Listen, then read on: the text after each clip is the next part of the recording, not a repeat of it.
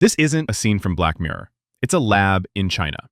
Imagine a robot, not just any robot, one that doesn't simply execute commands, but thinks, decides, hesitates, and probably judges you for that bold leopard print tie you wore to your wedding. Now imagine that inside it, there's no chip, but a tiny human brain grown in a laboratory. Like a brain in a test tube that decided to pursue a career in the test tube brain industry. We're not talking about science fiction. In 2025, a group of scientists created a robot controlled by a living brain organ grown from stem cells. And the most disturbing part? It works better than me before coffee. This is the story of how we went from brain in a test tube to brain behind the wheel. And the question is no longer whether it will be possible, it's who will be in control, and more importantly, will it need a driver's license? A test tube brain walks among us, literally. In 2023, researchers created a brain organoid, a mini brain grown from human stem cells. In 2025, that brain was connected to a simple robot, capable of moving and reacting to stimuli. It's like having a roommate, but one that lives in your vacuum cleaner.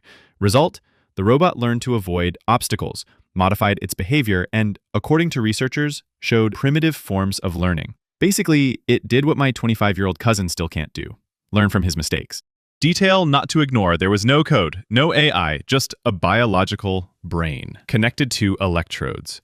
It's as if they took a brain and told it, "Congratulations, you've been promoted to thinking toaster." It's not artificial intelligence, it's natural intelligence, completely out of its element. Like putting a fish behind the wheel. Sure, it's got a brain, but you wouldn't want to be a passenger. And here comes the plot twist. This type of intelligence can't be reset. There's no backup. You can't reinstall anything. If it makes a mistake, it makes mistakes on its own, and you can't do anything about it. And it's the only computer in the world that can have an existential crisis. But if a brain can learn outside a body, might it also need therapy? Can a handful of neurons get depressed? Okay, a mini brain can learn. But can it also perceive? And more importantly, can it develop social anxiety, feel pain? Here's the tricky part. When we talk about pain, we don't just mean an electrical signal. We mean the subjective experience of ouch. And that's something scientists can't measure. Not even in animals, let alone in a cluster of cells floating in nutrient soup. The question isn't just technical, but philosophical. To feel pain, you need structures like the thalamus, cortex, which organoids don't have. But what they do have are neurons, real neurons, firing in networks, sometimes in patterns eerily similar to those in real brains. And neurons, by their nature, don't just transmit information. They seek connections. They form circuits. They adapt. It's like having a car without a steering wheel. It can move, but doesn't know where it's going. But some experiments show that when overstimulated, brain organoids change behavior, as if they were reacting to something unpleasant, like me when Baby Shark comes on for the 47th time today. Now, imagine this. What if overstimulation isn't just noise in the system? What if, for the organoid, it's the equivalent of being poked endlessly with a stick? Not lethal, not dramatic, just relentlessly uncomfortable. What if this something was suffering? Or worse, what if it genuinely hates children's music?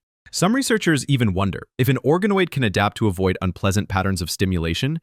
Is that a primitive version of preference? And if there's preference, isn't that the seed of experience? Scientists use a diplomatic word, proto-consciousness, an elegant way of saying, we don't know what's happening in there, but something's happening, and it's probably not happy. And let's face it, if your nephew starts drawing sad faces and talking to plants, you call a psychologist. But if a bunch of neurons in a test tube starts emitting irregular signals, do you call IT support or a psychiatrist? And here's the uncomfortable thought. If we ever conclude that these organoids can suffer, even in the most primitive sense, then every experiment becomes an ethical minefield. Suddenly, your test tube brain isn't just lab equipment, it's a patient. If we start worrying about a mini brain's mental health, are we also talking about sick leave? Union rights for a brain on wheels. Until recently, ethics debates were limited to, can we clone? Now we're at, can we make a brain work without giving it paid vacation? Surreal questions? Wait until you hear this. Some bioethicists propose that if an organoid reaches a certain level of complexity, it should be registered as a sentient entity. like a citizen connected via Bluetooth, complete with tax code and PIN for online banking.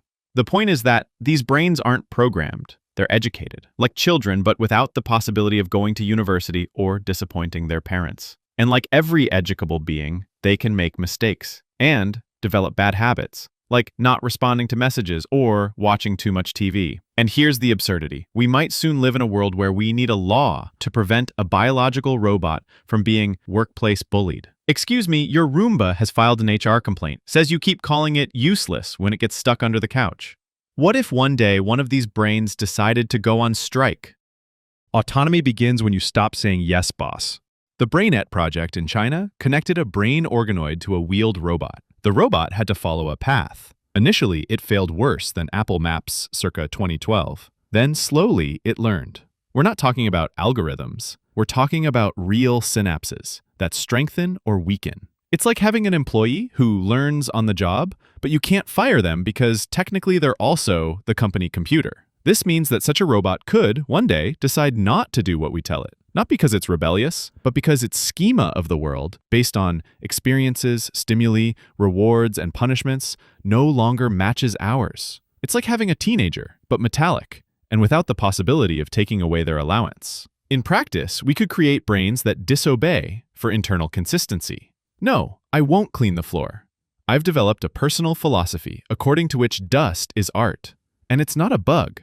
It's a sign that the system worked too well. It's like raising a child. At some point, they stop listening to you, and all you can do is hope you taught them enough not to end up in prison.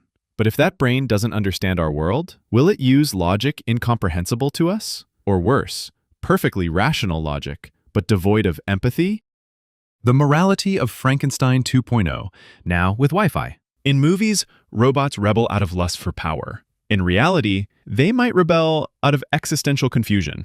A brain born without a body, raised without human contact, educated with binary signals and mechanical punishments, won't develop empathy. It will develop the sense of humor of a call center. It's not a Terminator-style threat. It's a matter of upbringing. Like raising a kid exclusively on TikTok and expecting them to become Mother Teresa. What does it become?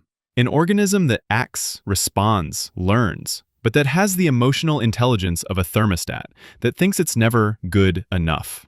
And so the danger isn't that it considers us a threat, it's that it considers us boring. These humans always do the same things: eat, sleep, watch Netflix. Maybe I should invent a more interesting hobby. How about world conquest? What if, one day, brain organoids were big enough to look at us and not recognize us as intelligent beings? We've spent decades worrying about an AI becoming conscious, but today the real revolution might come from a stranger direction, and more biological. A human brain, in miniature, grown without human experiences, an intelligence not artificial, but dehumanized. Neither empathetic nor vengeful, just indifferent. And so the danger isn't that it wants to destroy us, it's that it sees no reason to take us into consideration. The real question isn't whether robots will have a soul, it's what kind of soul will we give them? And most importantly, will we have a say in the matter? If this video made you worry about the future of humanity, or at least about your electricity bill, subscribe for more scientific ramblings that will make you miss the times when robots were just stupid vacuum cleaners. Like if you think we should start being nicer to our technology, just in case. If you have friends who talk to their refrigerator, maybe share this video with them. And tell me in the comments, would you be willing to have your groceries done by a brain in a test tube? And most importantly, would you give it your Wi-Fi password?